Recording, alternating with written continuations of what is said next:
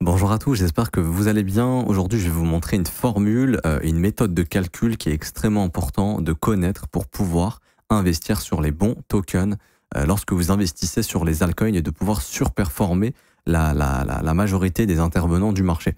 Je vais vous donner plusieurs indices, plusieurs méthodes de calcul à faire et plusieurs points à observer. Ok, ça, il y en aura 3 ou 4. C'est assez simple. Même si vous êtes débutant, vous allez pouvoir justement comprendre toutes ces choses et vous allez voir, peut-être ça va, je pense que ça va vous ouvrir les yeux sur plein de choses. Juste avant, je vous invite à mettre un petit pouce bleu et à vous abonner si ce n'est pas déjà fait et à mettre un petit commentaire si vous avez le temps. Merci à ceux qui jouent le jeu. Alors, ici, la chose qu'on va faire premièrement, c'est de regarder Orders. Donc, vous allez sur TradingView. TradingView, c'est primordial pour ceux qui n'ont pas encore TradingView. Je vous invite à télécharger, d'aller sur TradingView, simplement tradingview.com. Dans la description de cette vidéo, vous avez un lien pour avoir d'ailleurs 30 $ de réduction sur votre abonnement, si ça vous intéresse. Donc en description, n'hésitez pas, il y aura mon lien, vous aurez les 30 $ qui vous seront retirés de votre abonnement si vous le souhaitez. Franchement, je m'en fiche que vous passiez via le lien ou non, c'est vous qui décidez, mais si vous voulez les 30 balles, c'est mieux pour vous. Et du coup, TradingView obligatoire. Alors en abonnement payant, pas forcément, parce que vous avez la possibilité de l'utiliser de façon gratuite. Après, si vous voulez vraiment faire des layouts, etc., enfin avoir toutes les fonctionnalités, ça peut être sympa.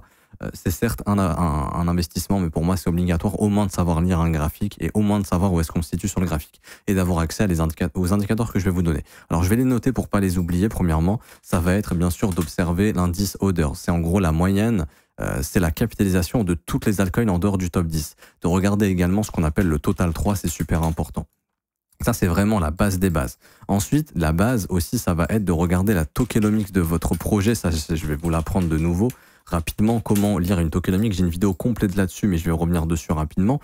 Également, c'est la narrative dans laquelle appartient votre projet. Et pour moi, l'indicateur le plus intéressant et l'ultime indicateur, c'est tout simplement de regarder la performance de votre asset face à Orders, tout simplement. C'est-à-dire, est-ce que ma crypto-monnaie, elle surperforme ou elle sous-performe la moyenne, enfin, elle surperforme ou est-ce qu'elle sous-performe tout le marché en dehors du top 10? Et ça, pour moi, c'est le meilleur indicateur. Première des choses, ici, Total 3 Orders. Alors, on voit qu'on est sur une tendance qui est haussière sur la majorité du marché en dehors du top 10. Ça veut dire quoi? Ça veut dire que la capitalisation du top 10 a augmenté avec un plus haut à 368 milliards en mars 2024, un plus bas à 153 milliards, un nouveau plus haut à 450 milliards. Donc, c'est-à-dire que tant qu'on ne casse pas les 144 milliards, enfin les 140 milliards à peu près, on est toujours dans un bull run, dans une dynamique haussière long terme. Ce qui serait possible de faire, j'en ai déjà parlé plein de fois, sur Orders, c'est-à-dire en gros que le market cap de toutes les altcoins en dehors du top 10 additionné reviennent entre les 238 milliards et les 280 milliards. Donc là, en soi, ça nous ferait éventuellement, si jamais c'est le cas, une dernière baisse de 14 à 28% en moyenne sur les altcoins. Ok. Le fait de savoir lire ça, déjà, ça vous montre les points d'intérêt majeurs et ça peut vous indiquer quand le marché des altcoins est dans une bonne zone sur du long terme. Par exemple, vous prenez le dernier bottom de décembre 2022 et le top de mars 2024, c'est de se dire que quand on est venu en zone de rechargement en juillet et en août 2024, c'était un excellent moment pour se positionner sur les altcoins. Et que quand on est vertical, c'est un moment il faut éviter d'investir quand on va être dans des phases aussi paraboliques comme ça. Ça indique que le marché des altcoins est suracheté et qu'il est survalorisé. Okay. Également, j'ai déjà fait un indicateur sur cette vidéo. Enfin, j'ai déjà fait une vidéo sur cet indicateur, pardon. Le Volatility Index disponible dans le Discord, si jamais. C'est un indicateur de volatilité qui vous indique quand le marché est trop volatile et qu'il faut mieux éviter d'investir. Par exemple, toute cette phase ici, là, dans le rouge à partir du 23 novembre. Ça a commencé un petit peu avant. Là, je suis en daily, mais si on passe en weekly, par exemple, vous voyez que là, en termes de volatilité, on est de nouveau haut. Donc, c'est pas forcément, je ne dis pas dire que c'est pas bon d'acheter maintenant, loin de là, mais il faut éviter quand le prix est haussier, que la volatilité est trop haussière, de faire de l'investissement. Là, c'est plutôt du swing trading, c'est-à-dire, je sais que j'achète haut, j'essaye de revendre plus haut et j'invalide mes trades assez rapidement si ça se passe pas bien pour pas rester coincé haut. Ok.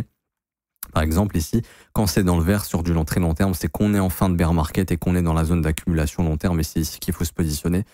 majoritairement. Maintenant, vous pouvez couper l'apport en deux, aller sur une tête de temps, par exemple, 3 jours, et là, vous aurez également de bons signaux. Plus on se rapproche de la zone verte, plus c'est intéressant de songer à se positionner plus sereinement. Par exemple, ici, on était dans le vert en février 2024, juste avant la grosse hausse. On est venu chercher le rouge ici, c'était une bonne zone de vente. On est revenu chercher quasiment dans le vert. Là, c'était un bon moment de se repositionner à l'achat parce qu'en plus de ça, on était en zone de rechargement. Et en daily, on est venu chercher à de multiples reprises le vert ici. Donc ça également, c'était de bons signaux pour se dire que j'investis. Quand on est dans le rouge, on peut attendre que le marché revienne dans le vert, c'est-à-dire qu'il baisse un petit peu en volatilité. Mais ça, c'est pas le plus important. C'est de se dire que les zones de rechargement seront les zones dans lesquelles vous aurez les meilleures opportunités. Alors, en bear market, c'est la zone de rechargement de tout le bull run ici. Donc là, si je vous prends ça, on voit qu'une fois qu'on est venu en zone de rechargement et qu'on s'est mis à consolider, bah là, il y avait de très bonnes opportunités sur les altcoins et les bonnes altcoins. On a eu le rallye et là, on voit ensuite que si jamais le marché casse 38,2, vous connaissez le concept, on pourrait donc aller chercher la zone de rechargement.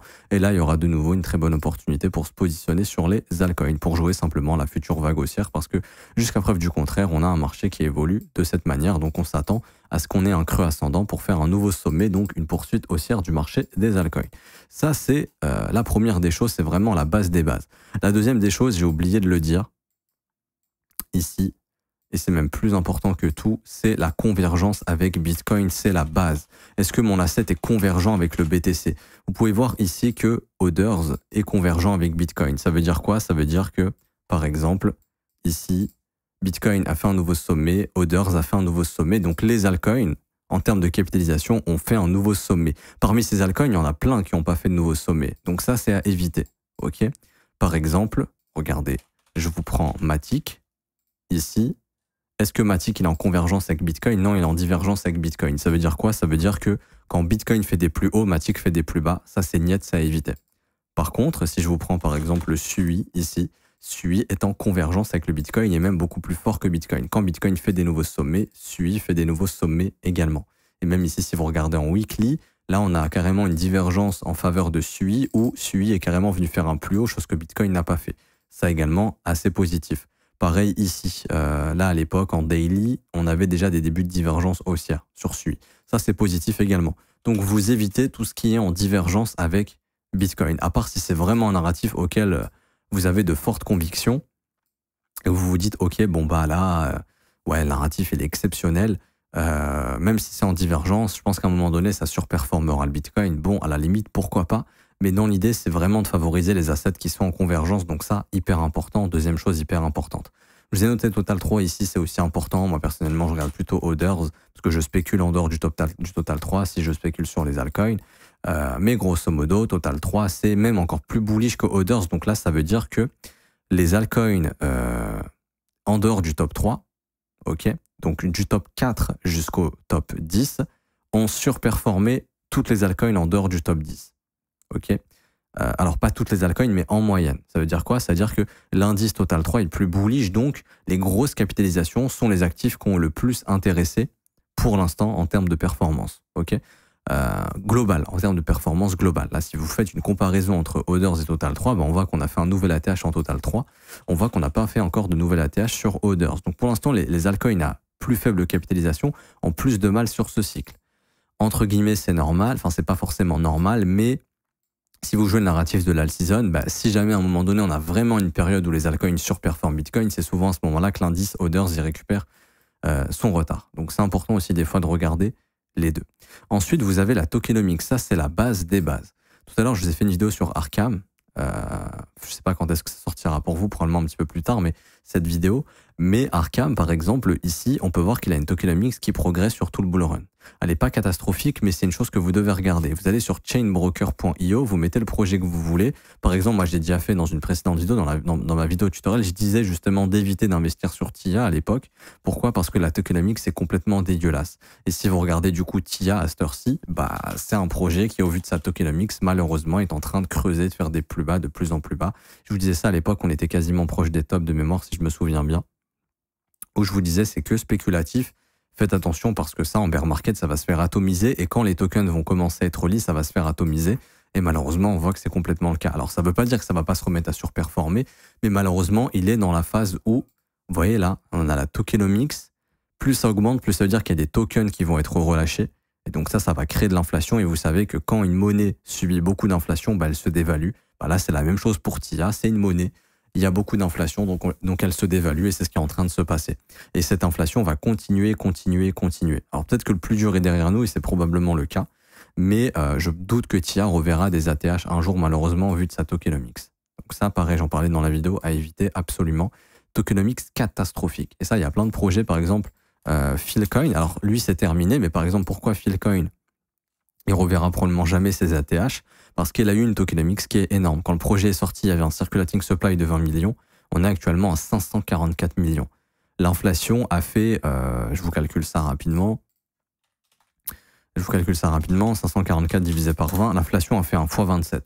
C'est-à-dire qu'à cette heure-ci, pour que Philcoin puisse retrouver un ATH, il faut probablement des centaines de milliards de market cap, ce qui est très peu probable. Donc la tokenomics, super important, vous observez ça à tout prix. Ok. Ensuite, quatrième chose, la narrative. Est-ce que j'investis dans un narratif intéressant? Oui, non. Par exemple, narratif, je sais pas moi, narratif insurance, bah ça a été un narratif après la chute de FTX, mais maintenant c'est plus le cas. Est-ce que ça va revenir? Peut-être, mais actuellement c'est pas du tout un bon narratif. Bon narratif, intelligence artificielle. Ok. Bon narratif, Deepin. Bon narratif, Real World Asset. La tokenisation, c'est l'un des plus gros narratifs, si ce n'est le plus gros narratif quand on voit toutes les institutions qui se mettent dans la tokenisation. Donc Real World Asset, super, et même plus précisément dans la tokenisation d'actifs, qui risque d'être un très gros marché. En bourse, par exemple, très bon narratif. Je vous avais fait une liste à l'époque, mais réalité augmentée, réalité virtuelle, intelligence artificielle, électrique, bah, tout ça, c'est des narratifs qui ont explosé. On l'a vu avec Tesla. Je pense que Tesla pourrait continuer d'exploser à long terme si on n'a pas de récession ou autre. Donc les narratifs, super importants. Si vous investissez pas sur les bons narratifs, genre vous investissez sur Dash, qui date de 2017, qui est dans la narrative un peu privacy coin, mais sans être intéressant, bah voilà, ça performe pas du tout, ça intéresse pas les investisseurs.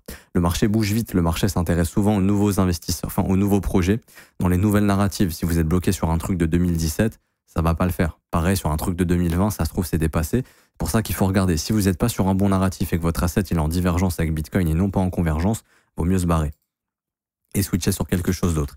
Et là, l'indicateur le plus important, c'est pour ça que je l'ai conservé en fin de vidéo, parce que c'est le plus technique et qu'il faut maîtriser les autres avant, c'est la performance de votre asset face à Others. Est-ce que mon asset surperforme le marché des altcoins dans sa globalité? Je vous prends un exemple, Matic. On prend Matic ici, on va faire Matic, et ici vous écrivez Matic, et vous prenez Matic en termes de capitalisation. Donc là, vous devez trouver Matic Market Cap. Là, il y a supply, machin. Alors, est-ce que ça a disparu ou pas? J'ai l'impression que oui. Peut-être si on écrit Polygon. Polygon Market Cap, non plus, on n'a pas. Bah attendez, je vais vous prendre un autre truc. On va prendre Atom. Ok, on prend Cosmos. Vous prenez un asset dont le market cap est disponible. Si ce n'est pas le cas, je vous donnerai la méthode pour le calculer. Vous prenez cet asset et ensuite, vous faites donc par exemple Atom Market Cap, vous faites diviser par Others tout simplement. Et donc là, en fait, ça va vous montrer le rapport de force qu'a Atom comparé aux autres altcoins. Et on voit que Atom, ça sous-performe toutes les altcoins dans la globalité du marché altcoin. Atom sous-performe les altcoins. Est-ce que c'est un bon investissement? Bah, pour moi, non. Spéculatif pour jouer des rebonds, oui. Mais pour de l'investissement, bah, malheureusement, non. Parce que ça sous-performe le marché dans sa globalité.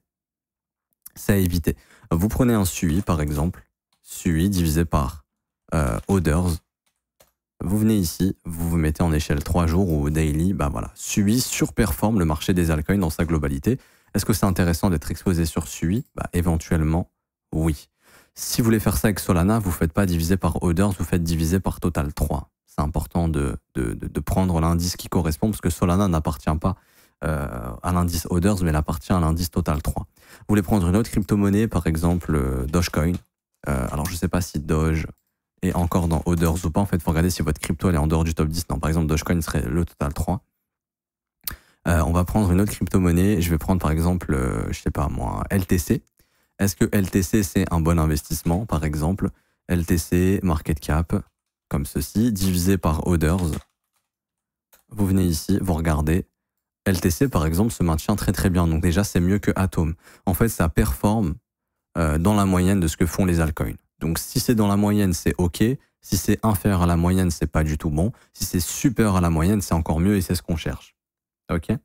Donc, par exemple, je sais pas moi, mais je vais vous donner un autre exemple où un asset surperforme la moyenne.